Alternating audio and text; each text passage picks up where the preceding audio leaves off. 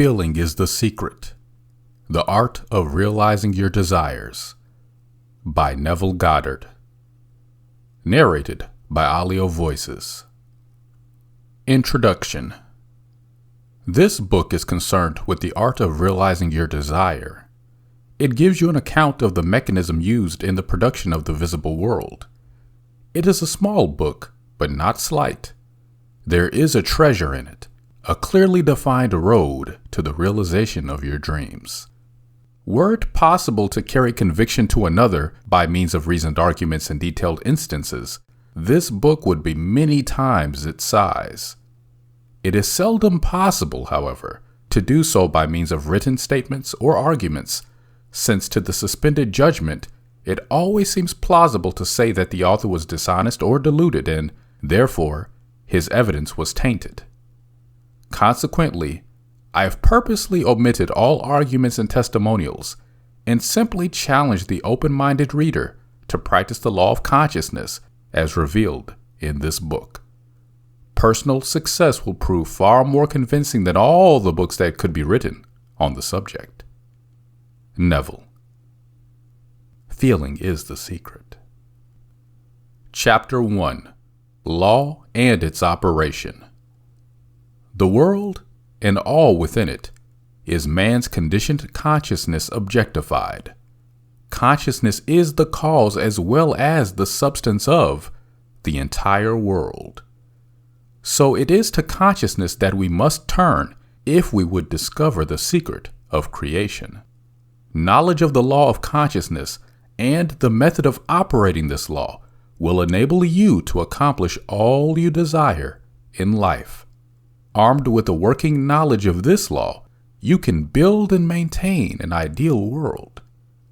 Consciousness is the one and only reality, not figuratively, but actually.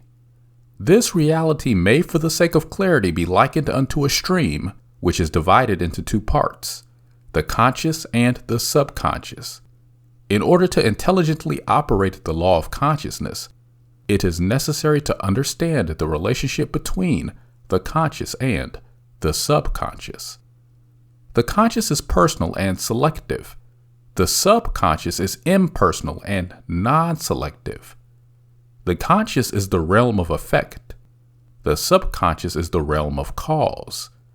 These two aspects are the male and female divisions of consciousness. The conscious is male. The subconscious is female. The conscious generates ideas and impresses these ideas on the subconscious. The subconscious receives ideas and gives form and expression to them. By this law, first conceiving an idea and then impressing the idea conceived on the subconscious, all things evolve out of consciousness. And without this sequence, there is not anything made that is made. The conscious impresses the subconscious, while the subconscious expresses all that is impressed upon it. The subconscious does not originate ideas, but accepts as true those which the conscious mind feels to be true and, in a way known only to itself, objectifies the accepted ideas. Therefore, through his or her power to imagine and feel, and his or her freedom to choose the idea he or she will entertain, man has control over creation. Control of the subconscious is accomplished through control of your ideas and feelings. The mechanism of creation is hidden in the very depth of the subconscious, the female aspect or womb of creation. The subconscious transcends reason and is independent of induction. It contemplates a feeling as a fact existing within itself, and on this assumption, proceeds to give expression to it. The creative process begins with an idea, and its cycle runs its course as a feeling and ends in a volition to act. Ideas are impressed on the subconscious through the medium of feeling. No idea can be impressed on the subconscious until it is felt, but once felt, be it good, bad, or indifferent, it must be expressed. Feeling is the one and only medium through which ideas are conveyed to the subconscious. Therefore, the man who does not control his feeling may easily impress the subconscious with undesirable states. By control of feeling is not meant restraint or suppression of your feeling, but rather the disciplining of self to imagine and entertain only such feeling as contributes to your happiness. Control of your feeling is all important to a full and happy life. Never entertain an undesirable feeling, nor think sympathetically about wrong in any shape or form. Do not dwell on the imperfection of yourself or others. To do so is to impress the subconscious with these limitations. What you do not want done unto you, do not feel that it is done unto you or another. This is the whole law of a full and happy life. Everything else is commentary. Every feeling makes a subconscious impression, and unless it is counteracted by a more powerful feeling of an opposite nature, must be expressed. The dominant of two feelings is the one expressed. I am healthy is a stronger feeling than I will be healthy. To feel I will be is to confess I am not. I am is stronger than I am not. What you feel you are always dominates what you feel you would like to be. Therefore, to be realized, the wish must be felt as a state that is, rather than a state that is not. Sensation precedes manifestation and is the foundation upon which all manifestation rests.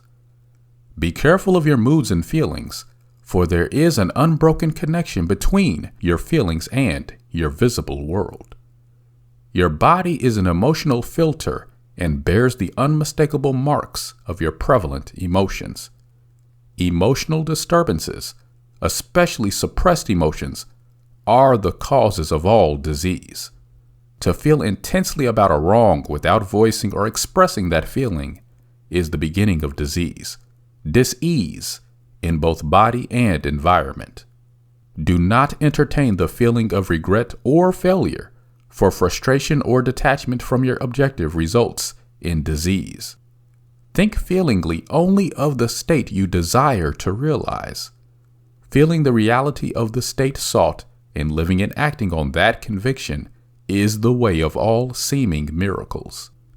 All changes of expression are brought about through a change of feeling. A change of feeling is a change of destiny.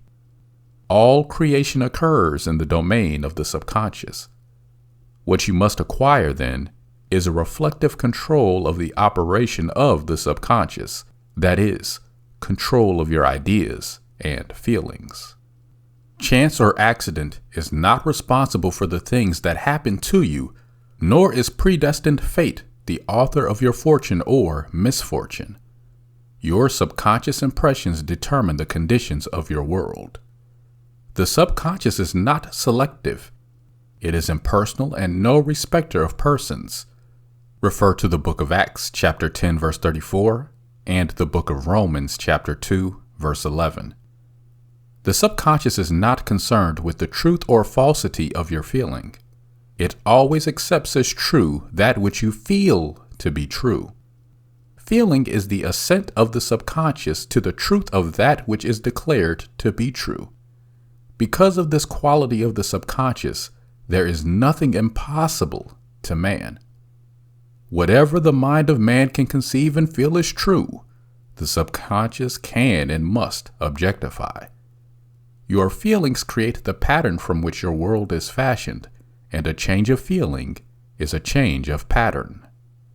The subconscious never fails to express that which has been impressed upon it. The moment it receives an impression, it begins to work out the ways of its expression. It accepts the feeling impressed upon it, your feeling, as a fact existing within itself, and immediately sets about to produce in the outer or objective world the exact likeness of that feeling. The subconscious never alters the accepted beliefs of man. It outpictures them or projects them to the last detail, whether or not they are beneficial. To impress the subconscious with the desirable state, you must assume the feeling that would be yours had you already realized your wish. In defining your objective, you must be concerned only with the objective itself. The manner of expression or the difficulties involved are not to be considered by you. To think feelingly on any state impresses it on the subconscious. Therefore, if you dwell on difficulties, barriers, or delay, the subconscious, by its very non-selective nature, accepts the feeling of difficulties and obstacles as your request and proceeds to produce them in your outer world. The subconscious is the womb of creation. It receives the idea unto itself through the feelings of man. It never changes the idea received, but always gives it form. Hence, the subconscious outpictures or projects the idea in the image and likeness of the feeling received. To feel a state as hopeless or impossible is to impress the subconscious with the idea of failure. Although the subconscious faithfully serves man, it must not be inferred that the relation is that of a servant to a master, as was anciently conceived. The ancient prophets called it the slave and servant of man. St. Paul personified it as a woman and said, "The woman should be subject to man in everything." Ephesians chapter 5 verse 24, also 1 Corinthians chapter 14 verse 34, Ephesians chapter 5 verse 22, Colossians chapter 3 verse 18, and 1 Peter chapter 3 verse 1. The subconscious does serve man and faithfully gives form to his feelings. However, the subconscious has a distinct distaste for compulsion and responds to persuasion rather than to command. Consequently, it resembles the beloved wife more than the servant. The husband is head of the wife, says Ephesians chapter 5 verse 23. This may not be true of man and woman in their earthly relationship, but it is true of the conscious and the subconscious, or the male and female aspects of consciousness. The mystery to which Paul referred when he wrote, "This is a great mystery. He that loveth his wife loveth himself, and they two shall be one flesh," is simply the mystery of consciousness. Consciousness is really one and undivided, but for creation's sake, it appears to be divided into two.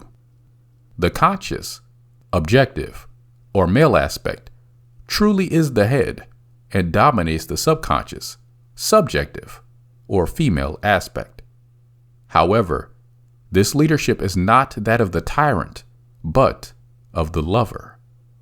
So, by assuming the feeling that would be yours were you actually in possession of your objective, the subconscious is moved to build the exact likeness of your assumption. Your desires are not subconsciously accepted until you assume the feeling of their reality, for only through feeling is an idea subconsciously accepted, and only through this subconscious acceptance is it ever expressed. It is easier to ascribe your feeling to events in the world than to admit that the conditions of the world reflect your feeling. However, it is eternally true that the outside mirrors the inside. As within, so without. As above, so below. As below, so above. As within, so without. As without, so within. Correspondence, the second of the 7 principles of Hermes Trismegistus. A man can receive nothing unless it is given him from heaven. The book of John, chapter 3, verse 27, and the kingdom of heaven is within you. The book of Luke, chapter 17, verse 21. Nothing comes from without. All things come from within, from the subconscious. It is impossible for you to see other than the contents of your consciousness. Your world in its every detail is your consciousness objectified. Objective states bear witness of subconscious impressions. A change of impression results in a change of expression. A subconscious accepts as true that which you feel as true, and because creation is the result of subconscious impressions, you, by your feeling, determine creation. You are already that which you want to be, and your refusal to believe this is the only reason you do not see it. To seek on the outside for that which you do not feel you are is to seek in vain, for we never find that which we want. We find only that which we are. In short, you express and have only that which you are conscious of being or possessing. To him that hath it is given. Denying the evidence of the senses and appropriating the feeling of the wish fulfilled is the way to the realization of your desire. Mastery of self-control of your thoughts and feelings is your highest achievement. However, until perfect self-control is attained, so that, in spite of appearances, you feel all that you want to feel, you sleep in prayer to aid you in realizing your desired states. These are the two gateways into the subconscious. Chapter 2. Sleep. Sleep, the life that occupies 1/3 of our stay on earth, is the natural door into the subconscious. So it is with sleep that we are now concerned. The conscious 2/3 of our life on earth is measured by the degree of attention we give sleep. Our understanding of and delight in what sleep has to bestow will cause us, night after night, to set out for it as though we were keeping an appointment with a lover. In a dream, in a vision of the night, when deep sleep falleth upon men, and slumbering upon the bed, then he opened the ears of men, and sealeth their instruction. Job chapter 33. It is in sleep and in prayer, a state akin to sleep, that man enters the subconscious to make his impressions and receive his instructions. In these states, the conscious and subconscious are creatively joined. The male and female become one flesh. Sleep is the time when the male or conscious mind turns from the world of sense to seek its lover or subconscious self. The subconscious, unlike the woman of the world who marries her husband to change him, has no desire to change the conscious waking state, but loves it as it is and faithfully reproduces its likeness in the outer world of form. The conditions and events of your life are your children, formed from the molds of your subconscious impressions in sleep. They are made in the image and likeness of your innermost feeling, that they may reveal you to yourself. As in heaven, so on earth. As in the subconscious, so on earth. Whatever you have in consciousness as you go to sleep is the measure of your expression in the waking 2/3 of your life on earth. Nothing stops you from realizing your objective, save your failure to feel that you are already that which you wish to be, or that you are already in possession of the thing sought. Your subconscious gives form to your desires only when you feel your wish fulfilled. The unconsciousness of sleep is the normal state of the subconscious, because all things come from within yourself, and your conception of yourself determines that which comes. You should always feel the wish fulfilled before you drop off to sleep. You never draw out of the deep of yourself that which you want. You always draw that which you are, and you are that which you feel yourself to be, as well as that which you feel as true of others. To be realized, then, the wish must be resolved into the feeling of being or having or witnessing the state sought. This is accomplished by assuming the feeling of the wish fulfilled. The feeling which comes in response to the question, how would I feel were my wish realized, is the feeling which should monopolize and immobilize your attention as you relax into sleep. You must be in the consciousness of being or having that which you want to be or to have before you drop off to sleep. Once asleep, man has no freedom of choice. His entire slumber is dominated by his last waking concept of self. It follows, therefore, that he should always assume the feeling of accomplishment and satisfaction before he retires in sleep. Come before me with singing and thanksgiving. Psalm chapter 95, verse 2. Enter into his gates with thanksgiving and into his courts with praise. Psalm 100, verse 4. Your mood prior to sleep defines your state of consciousness as you enter into the presence of your everlasting lover, the subconscious. She sees you exactly as you feel yourself to be. If, as you prepare for sleep, you assume and maintain the consciousness of success by feeling, I am successful, you must be successful. Lie flat on your back with your head on a level with your body. Feel as you would were you in possession of your wish, and quietly relax into unconsciousness. He that keepeth Israel shall neither slumber nor sleep. Psalm 121, verse 4. Nevertheless, he giveth his beloved sleep. Psalm 127, verse 2. The subconscious never sleeps. Sleep is the door through which the conscious, waking mind passes to be creatively joined to the subconscious. Sleep conceals the creative act, while the objective world reveals it. In sleep, man impresses the subconscious with his conception of himself. What more beautiful description of this romance of the conscious and subconscious is there than that told in the Song of Solomon?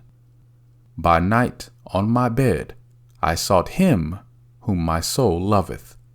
I found him whom my soul loveth.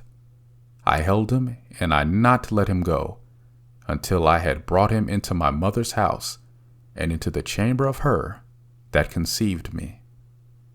Preparing to sleep, you feel yourself into the state of the answered wish, and then relax into unconsciousness. Your realized wish is he whom you seek.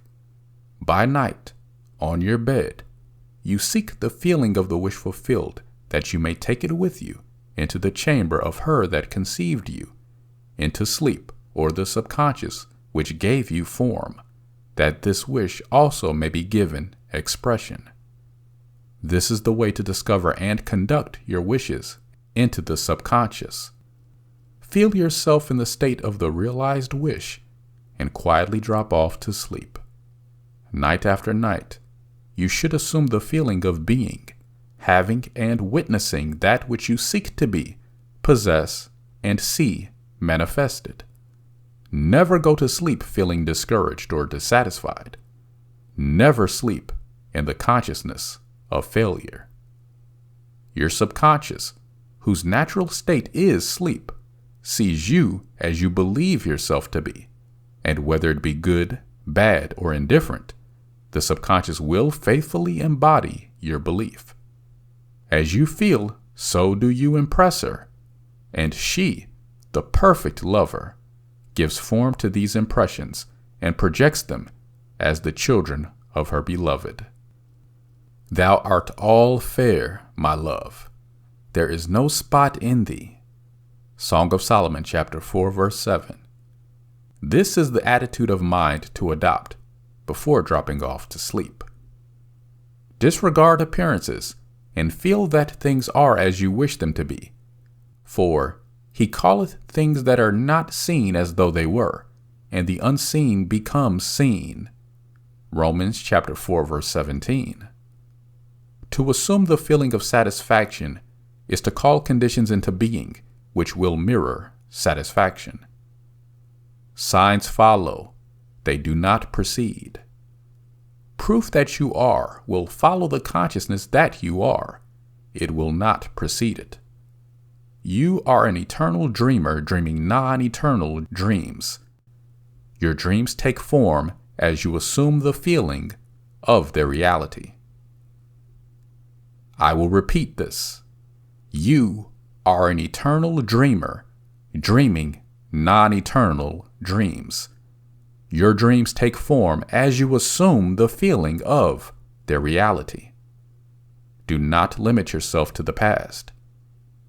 Knowing that nothing is impossible to consciousness, begin to imagine states beyond the experiences of the past. Whatever the mind of man can imagine, man can realize. All objective, that is visible, states were first subjective or invisible states, and you called them into the visible by assuming the feeling of their reality. The creative process is first imagining and then believing the state imagined. Always imagine and expect the best. The world cannot change until you change your conception of it. As within, so without. Nations, as well as people, are only what you believe them to be. No matter what the problem is, no matter where it is, no matter whom it concerns, you have no one to change but yourself, and you have neither opponent nor helper in bringing about the change within yourself. You have nothing to do but convince yourself of the truth of that which you desire to see manifested. As soon as you succeed in convincing yourself of the reality of the state sought, results follow to confirm your fixed belief.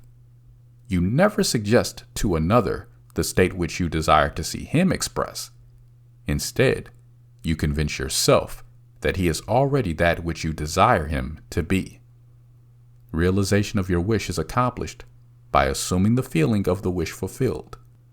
You cannot fail unless you fail to convince yourself of the reality of your wish. A change of belief is confirmed by a change of expression. Every night, as you drop off to sleep, feel satisfied and spotless, for your subjective lover always forms the objective world in the image and likeness of your conception of it, the conception defined by your feeling. The waking 2/3 of your life on earth ever corroborates or bears witness to your subconscious impressions. The actions and events of the day are effects. They are not causes. Free will is only freedom of choice. Choose ye this day whom ye shall serve. Joshua chapter 24, verse 15.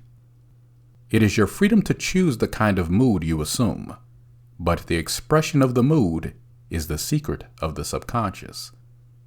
The subconscious receives impressions only through the feelings of man, and in a way known only to itself, gives these impressions form and expression.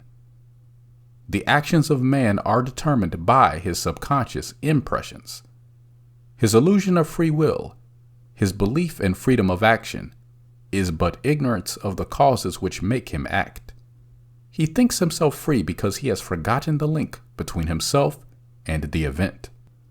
Man awake is under compulsion to express his subconscious impressions.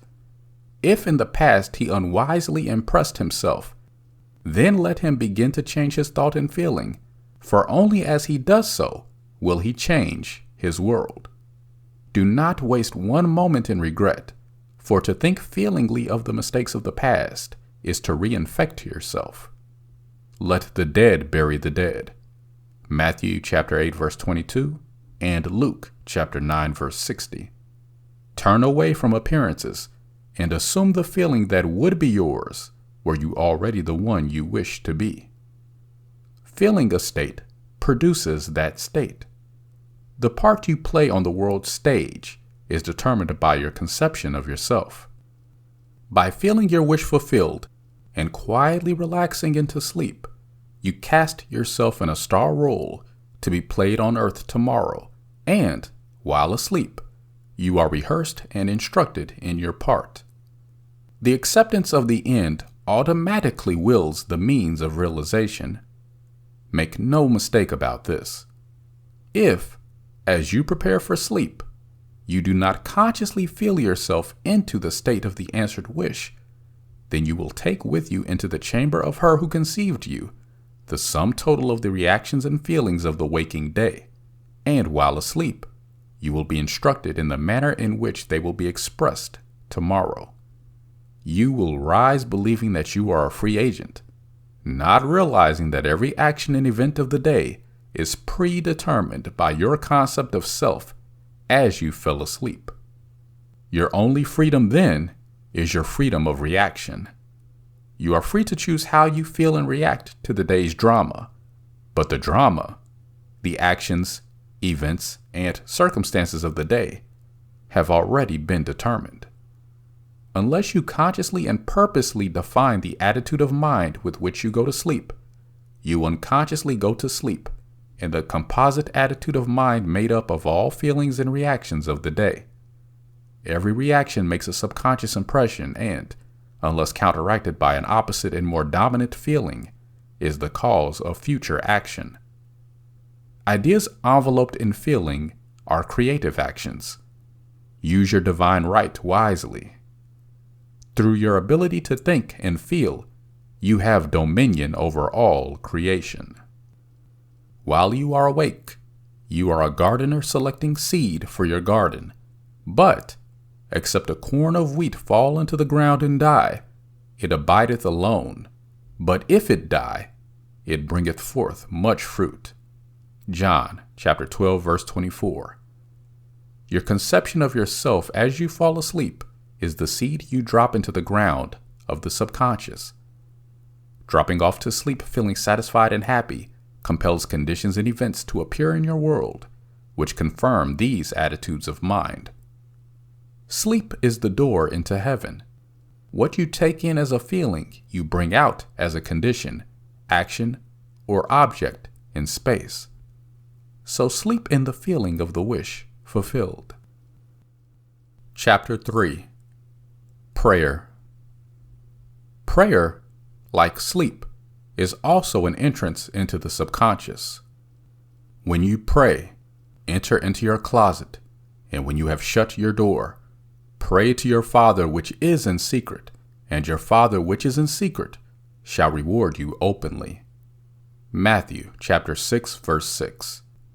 Prayer is an illusion of sleep, which diminishes the impression of the outer world and renders the mind more receptive to suggestion from within. The mind in prayer is in a state of relaxation and receptivity, akin to the feeling attained just before dropping off to sleep. Prayer is not so much what you ask for as how you prepare for its reception. Whatsoever things ye desire, when ye pray, believe that ye have received them, and ye shall have them. Mark chapter 11, verse 24. The only condition required is that you believe that your prayers are already realized. Your prayer must be answered if you assume the feeling that would be yours were you already in possession of your objective. The moment you accept the wish as an accomplished fact, the subconscious finds means for its realization. To pray successfully, then, you must yield to the wish, that is, feel the wish fulfilled. The perfectly disciplined man is always in tune with the wish as an accomplished fact. He knows that consciousness is the one and only reality, that ideas and feelings are facts of consciousness and are as real as objects in space. Therefore, he never entertains a feeling which does not contribute to his happiness, for feelings are the causes of the actions and circumstances of his life. On the other hand, the undisciplined man finds it difficult to believe that which is denied by the senses, and usually accepts or rejects solely on appearances of the senses. Because of this tendency to rely on the evidence of the senses, it is necessary to shut them out before starting to pray, before attempting to feel that which they deny. Whenever you are in the state of mind, "I'd like to, but I can't," the harder you try, the less you are able to yield to the wish.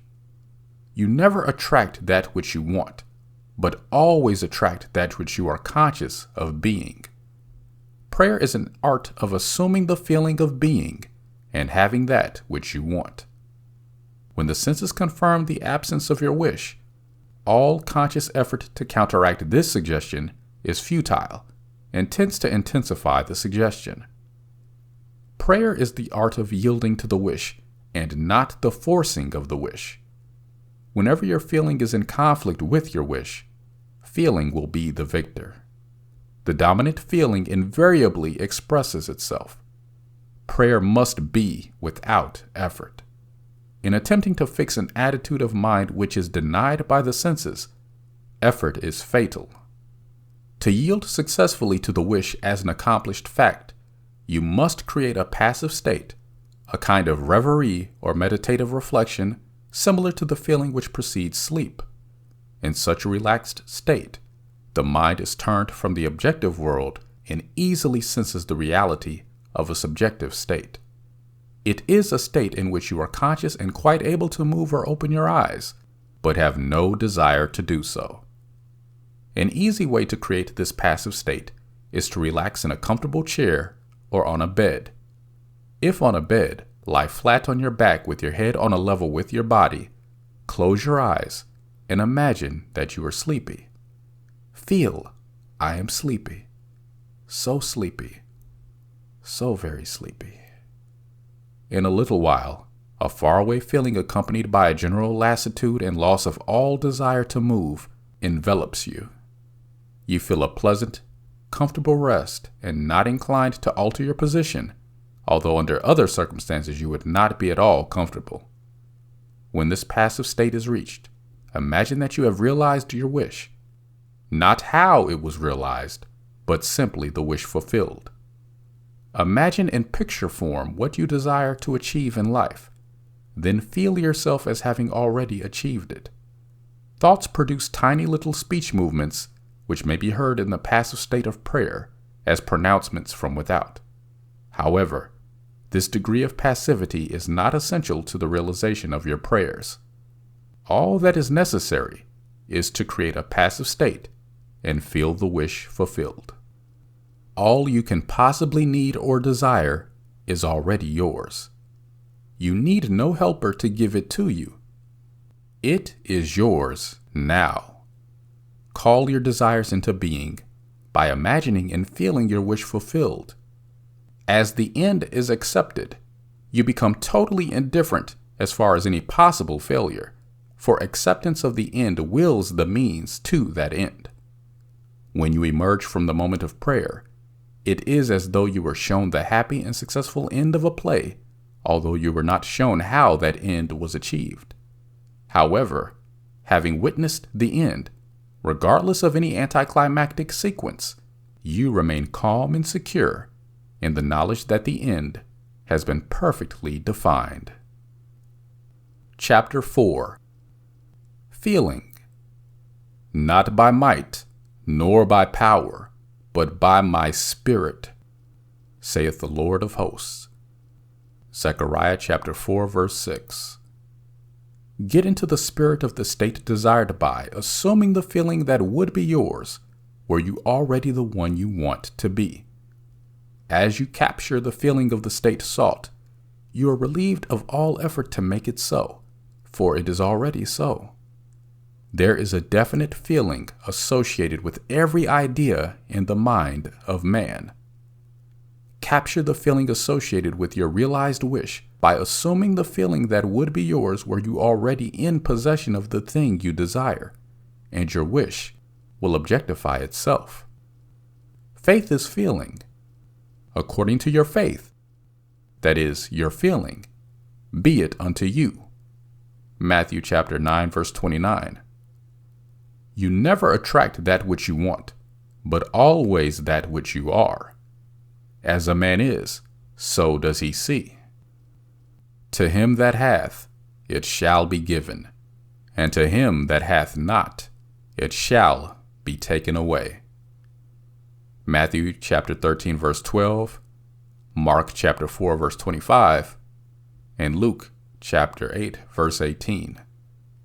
That which you feel yourself to be, you are, and you are given that which you are.